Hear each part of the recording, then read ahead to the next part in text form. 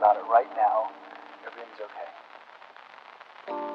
No matter where you find yourself, no matter what kind of stuff is going on in your life, underneath it all, everything's actually all right. You're okay. You have more power than you might be giving yourself credit for. And if you have something that's going on in your life right now that's challenging, painful, it's just a reminder to take a little bit better care of yourself. Because you're worth it. You can have this feeling anytime you choose.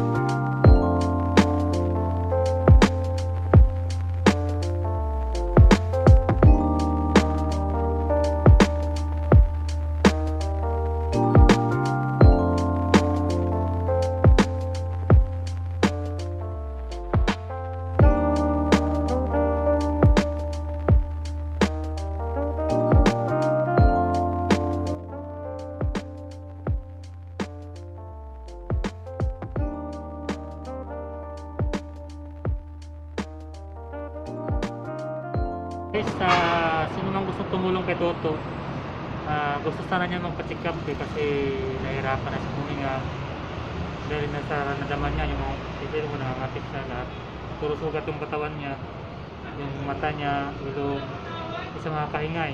So kailangan po natin siyang tulungan. Sa gusto mong tumulong, tulungan po natin siya. At saka sa yung mga kailangan po din ng damit, at saka mga short pants, saka gustong tumulong lang po, tulungan po natin siya.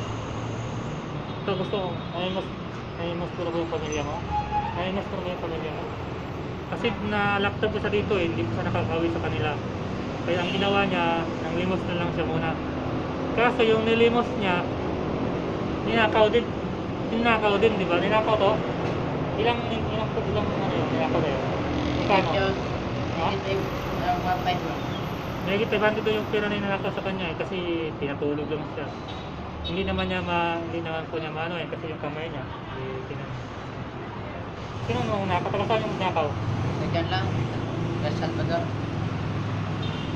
Kung bibigay sa inyo at saka pa-check up ka, mapagamot ka, uwi ka sa inyo. Diba? So, kailangan ko niya ng kahit kung tulong na inyo para pa-check up siya. At saka maka-uwi rin sa kanila. Saan ka pa natutulog? Saan doon sa Tawan, dito. Wala, dito. Takali dito. Tapos, yung pagkain mo, saan ang pagkain mo? Bibili. Sinong bumibili? Oo. Kayo pa bang bumibili? Oo. Paano yung pag-ano? Ano? Oo, kaya. Kaya?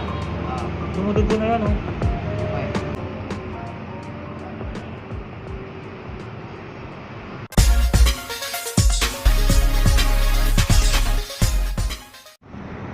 Pangalan? Ano pangalan mo? Wala pangalan ko. Toto. Ilang taon ka na to? Yung taon, di ko alam doon. Nakalimutan mo na? Kalimutan ko na yan. Sagakan mo. Lakasan mo. Konting naman mo nga. Kahit konting damit dyan. Kapilag naman mo dyan. Ito lang po ang hinihiling ko lang para makauwi na ako. Tsaka ma-check up ka, di ba? Dapat Check up lang mong gamit kamay ko. Katawan. Apa. Kaya nga eh. Para So, ma-check up lang to. gusto daw niyang ma-check up muna yung kamay niya at sa mga paa niya bago siya umuwi. Kasi hindi siya makatulog. Hindi ka makatulog, di ba? Hindi ako makatulog eh. Bakit? Dahil sa ano ng ilong mo? Ilong. Sakit ng ilong mo? Yung ilong nga. Hindi ka makahinga? Oo. So